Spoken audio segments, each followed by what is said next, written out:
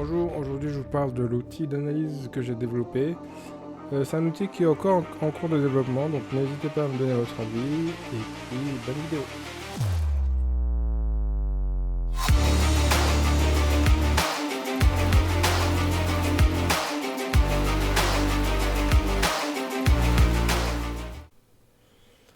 Bonjour et bienvenue, donc aujourd'hui je vous fais une nouvelle vidéo.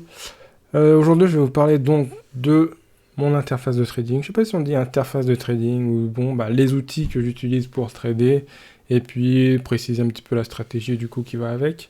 Voilà, donc c'est un outil qui est encore en développement. N'hésitez pas à me donner votre avis, si vous trouvez que c'est sympa à utiliser, si c'est simple, si c'est un peu compliqué, etc.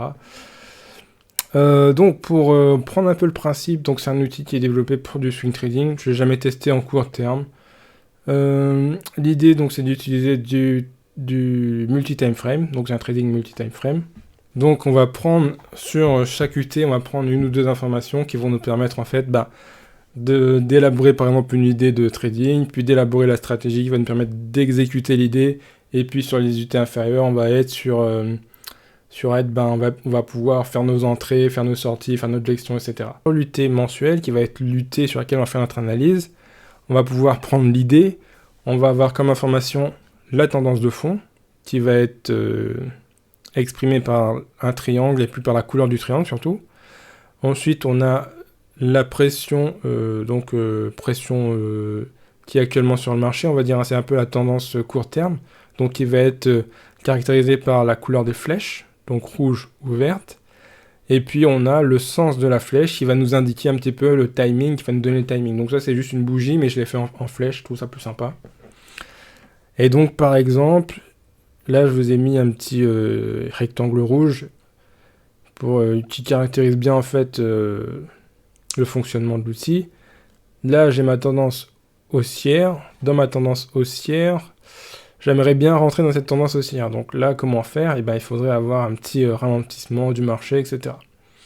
Donc là, on peut se dire ça. Voilà notre idée qu'on a eue en mensuel. Maintenant, on va chercher donc un ralentissement sur le weekly pour réaliser notre stratégie. Donc là, on voit qu'on a des flèches qui montent vers le haut. Et donc, on va essayer de trouver un point pour entrer. Donc, sur le weekly, quelles sont les informations à extraire et comment les utiliser? Donc, sur le weekly, déjà, on a des supports, des résistances. On a, pareil, les pressions à court terme avec les couleurs des flèches. Et puis, on a des petites flèches pleines, en fait, qui va montrer la facilité du marché à aller dans le sens, en fait, de la tendance actuelle. C'est-à-dire que, par exemple, là, on a une pression acheteuse avec des flèches vertes, donc le marché monte facilement, et puis soudainement, on a des flèches rouges qui montrent que le marché a du mal à monter. Donc derrière, on voit également que notre flèche, notre pression passe de vert au rouge, et puis le marché descend. Donc là, ayant tous ces éléments-là, si on souhaite rentrer là, on aurait pu commencer à faire des achats. Alors, étant donné qu'on ne sait pas sur quel niveau ça va s'arrêter, là, il va falloir faire de la gestion, donc c'est-à-dire qu'on aurait pu acheter au début très léger avec un stop qui est très loin, et petit à petit venir acheter plus bas, avec un stop plus court. Donc ça, c'est l'exécution qu'on va avoir à ce niveau-là. C'est-à-dire que là, je vois mon rectangle rouge. Là, on voit qu'effectivement, on avait un mouvement qui montait assez bien, qui a commencé à ralentir là, qui même a commencé à à inverser les flèches, et puis le mouvement est reparti, et puis on a plein de flèches rouges vers le bas. Donc là, on aurait pu acheter en ayant des stops, par exemple, qui étaient à ce niveau-là, très loin, laisser voir le mouvement évoluer, etc. Et puis quand ça part, là, on vient petit à petit renforcer. Alors c'est ça qui... Enfin, si on a une approche probabiliste du marché, c'est ce qu'il faut faire, en fait, il me semble. C'est-à-dire qu'on a un signal qui nous indique un ralentissement. Étant donné qu'on est dans une tendance haussière avec un ralentissement, la probabilité que le marché continue à monter est suffisamment forte pour qu'on puisse faire des achats en ayant des stops très loin, puis petit à petit on vient rapprocher le stop, on vient affiner notre stop, et puis quand le marché part, on a quelque chose qui est correct, on est dedans. Là si on regarde, d'ailleurs je suis donc hop. Donc là, oui, j'ai des trades vendeurs donc, dans ce mouvement. Donc, si le mouvement monte suffisamment longtemps, la probabilité pour qu'il descende augmente. Donc là, étant donné qu'on a eu une grosse pression vendeuse à ce niveau-là, qui est venue casser un plus bas, j'ai commencé donc à faire des shorts. Là, on a... Donc ça, c'est un peu l'idée qu'on peut avoir. Là, j'ai un marché qui vient là. Je vois que la pression reste vendeuse, malgré que les flèches remontent. Si on regarde un peu au niveau des plus hauts, on n'a pas vraiment un retournement. Moi, je considère qu'on n'a pas vraiment un retournement. Pour moi, un vrai retournement, ça aurait été une belle flèche pleine qui passe là, avec une inversion de la pression, avec une flèche verte. Donc moi, je reste vendeur là-dessus.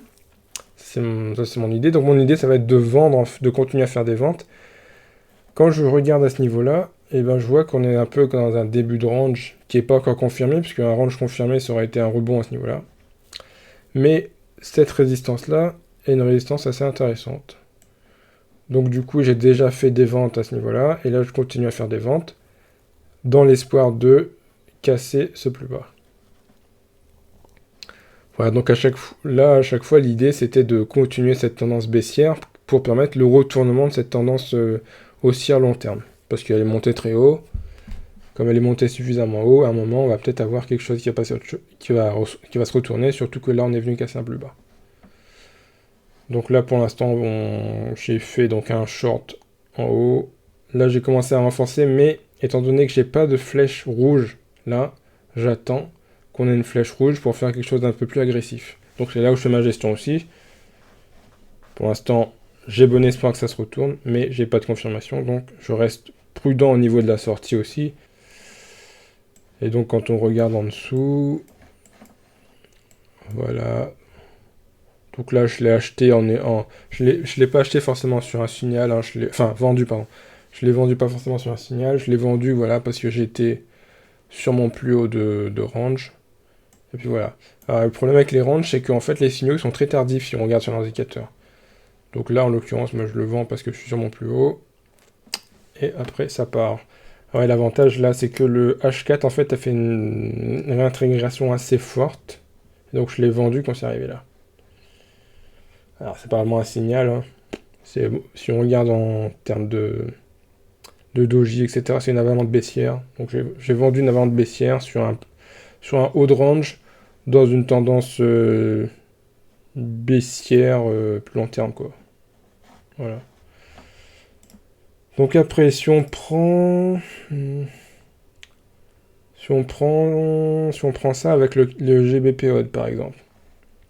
Là, pareil, on va chercher une idée là-dedans. Donc on est sur une tendance baissière en fait qui vient de se transformer en tendance haussière. Là, je vois que la tendance est montée pendant moins 3 mois. Je peux me dire, on va peut-être avoir une correction. Alors on va pas avoir une grosse correction, mais je me dis, je peux tenter un petit short avec une cible à 84, quelque chose comme ça. Donc là, je vais attendre par exemple d'avoir des flèches rouges. Donc là, j'ai eu une première niveau de flèche rouge où j'ai tenté un trade avec un stop qui est tout de suite où j'ai mis un break-even. Et puis là, j'ai à nouveau une flèche rouge où là, je laisse mon stop beaucoup plus haut. Je suis rentré là à ce niveau-là. Et puis là, j'ai commencé à renforcer un petit peu, mais je reste prudent parce que la tendance de fond est quand même vendeuse. Là, ça, je ne devrais pas le faire, mais bon, étant donné qu'on a quand même une belle montée, la probabilité qu'on puisse descendre un petit peu, au moins jusqu'à la 1,82, n'aura pas un risque-reward incroyable, mais bon, ça peut être sympa quand même, parce que là, on a une probabilité de mouvement qui est assez forte. C'est vrai, c'est pas bon. Donc là, on a 253. Si je vais jusqu'à là, ouais, voilà, j'ai presque plus de 2. Enfin, j'ai plus de 2 et quelques. Donc là, je le prends parce qu'en fait, la probabilité de mouvement est assez forte, étant donné qu'on est monté très haut. Il y a peut-être des gens qui vont commencer à prendre des bénéfices, mais je suis pas dans un trade long terme.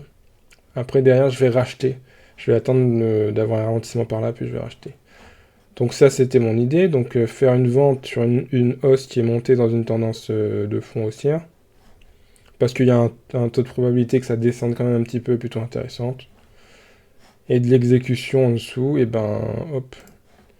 L'exécution en dessous, qu'est-ce qu'on a comme exécution? Voilà, on a eu cette mèche-là qui est descendue là. Ensuite, on a eu un prix qui est remonté dans ce niveau-là. Vers ces niveaux-là, j'ai eu un début de ralentissement là. Donc là, j'ai continué à shorter. Quand je regarde là, je vois que mes flèches vertes sont toujours bien vertes vers le bas. Donc c'est pour ça que j'ai renforcé. Donc voilà. Allez, peut-être un dernier exemple. Alors je vais juste changer de compte peut-être pour montrer. Voilà, donc là, je vous montre la partie... voilà, je vous montre un autre exemple de cet outil. Là, on est sur la même paire. Donc le contexte un petit peu si on reprend, c'est une tendance baissière qui arrive quand même sur des plus bas, sur des extrêmes au plus bas. Et bon, je me dis, on peut peut-être commencer à faire des achats, etc. Là, on a une remontée violente avec une grande flèche haussière, donc à partir de là, une réintégration. Là, j'ai fait quelques achats. Et puis là, quand les flèches sont rouges, eh ben, on évite de continuer à acheter parce que ça peut être problématique. Donc l'idée en fait après c'était de racheter, de faire un rachat pour rentrer dans la tendance long terme, en considérant que cette tendance-là allait retourner le marché. Cette tendance court terme allait retourner le marché long terme. Donc le marché a fait ça, c'est descendu, et là j'ai commencé à acheter. Comme on ne sait pas à quel niveau le marché va remonter, on fait des achats avec un stop très large, avec un lot très léger. Vous voyez, là j'ai pris 5, j'ai pris 1. Et après, quand ça s'affine, on voit que ça commence à faire du ralentissement. On commence à aller un peu plus fort. Là, par exemple, moi j'ai fait du 50. Alors ça, c'est un compte démo, hein. Pas vous dire que c'est un compte réel, que je suis millionnaire, mais ça, c'est un compte démo sur lequel je teste les trucs, voilà, je teste ma stratégie, etc. Donc là, j'ai fait un achat à 66K, et puis on est sorti petit à petit. Donc ouais, l'idée c'était ça, de faire un achat pour intégrer la tendance long terme qui monte. En termes d'exécution après, donc en termes de stratégie, ben, on a acheté cette contre-tendance là pour rentrer dedans. En termes d'exécution, ben, on a eu un premier signal qui est arrivé là. Et puis on a eu là un ralentissement sur une résistance. Après là, les signaux, bon le signaux je suis un peu bourrin parce que en fait pour moi les signaux ce qui compte c'est surtout d'acheter la bonne zone en fait. Si on achète la bonne zone, c'est plus intéressant qu'acheter le bon signal. Parce que je remarque des fois, quand on achète un... En fait, il y a tellement de signaux possibles sur le marché, même en journalier. Alors, qu'en journalier, on diminue la possibilité d'avoir un faux signal, mais c'est tellement énorme qu'il vaut mieux acheter la bonne zone avec un stop très large que d'acheter le bon signal. Donc, c'est pour ça que là, quand je fais mes achats en mettant mon stop là, eh ben, je me fais toucher, parce que c'est pas la bonne zone. Et par contre, quand je viens là avec un stop très large, il y a plusieurs, on va dire, il y a peut-être là, je sais pas. Mais comme mon stop est bien placé, que je suis dans la bonne zone, tout de suite, après, le taux de réussite est plus élevé. Et là, c'est ce qui se passe, enfin, à mon avis, ce qui est en train de se passer sur l'H4, c'est qu'on a vendu la bonne zone et pas forcément le bon signal. Parce que si j'avais vendu ça en espérant faire des sous là-dessus, bah, j'aurais peut-être pas survécu. Parce que là, on voit que le marché remonte. Si j'avais été agressif sur mon stop, si je l'avais descendu en disant bah ça c'est le bon signal, et ben j'aurais pas pu prendre ça. Là, comme je me dis cette zone-là, c'est la bonne zone pour vendre, mon stop est très haut, je vends, et puis il y a plus de chances de réussir. Tac. Voilà, donc ça c'est le trade vendeur sur cette paire. Donc là c'est mon premier trade où j'ai pris un stop très loin. Et puis je viens affiner parce que là je vois que mon prix a du mal à monter. Mon prix a du mal à monter et là j'ai toujours une confirmation que le prix peut descendre correctement. Donc là j'ai fait un renforcement, deux renforcements et puis là il commence à descendre. Et je pense que la semaine prochaine on verra ou non si on a une bougie en weekly qui va venir vers le bas ou est-ce qu'on va avoir quelque chose qui va remonter là avant de redescendre, etc. Voilà, donc c'est un outil encore en développement. Je vous fais peut-être une dernière démonstration sur un truc, après j'arrête. Donc voilà, n'hésitez pas à me dire un petit peu si vous arrivez à comprendre facilement ou pas, ou autre chose. Allez, il me reste 2 minutes. Qu'est-ce qu'on va prendre d'autre Ah oui, NZD CHF, voilà. Donc là, ça n'a pas marché. Ça n'a pas marché parce qu'à l'époque, j'avais pas mis les petites flèches.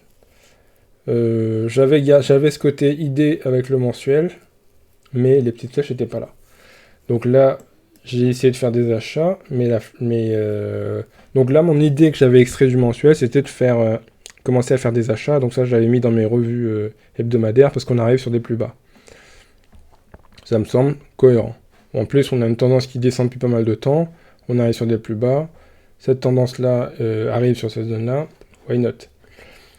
Problème, donc je commence à faire des achats à ce niveau-là. Et mes achats sont trop hauts en fait. Donc je me fais sortir malheureusement. C'est là où il fallait attendre ces petites flèches rouges là. Où effectivement, si j'avais fait comme là, j'ai fait des achats au moment de ce ralentissement-là. Là, j'ai bien le marché qui se retourne. Donc en termes d'idée, on a un achat en bas d'une fin de tendance. En termes de stratégie, on veut acheter la fin de tendance qui arrive, donc un peu de contre-tendance. En termes de réalisation, on vient chercher les petites flèches rouges qui sont là, avec un stop très large. Et là, boum, ça part. Donc les premiers, là, comme toujours, on ne sait pas qu'on va avoir notre prix qui va remonter à ce niveau-là. On achète large au début, à un étant très léger. Et puis là, on voit que le prix redescend, et que la probabilité que ça monte est un peu plus forte. Donc là, on vient faire des achats. Voilà un petit peu donc le fonctionnement de cet outil-là. On prend une idée, on prend une stratégie, on réalise sur les éditeurs en dessous. Si vous voulez voir l'évolution de l'outil et puis les performances de la stratégie, n'hésitez pas à vous abonner. Bonne soirée!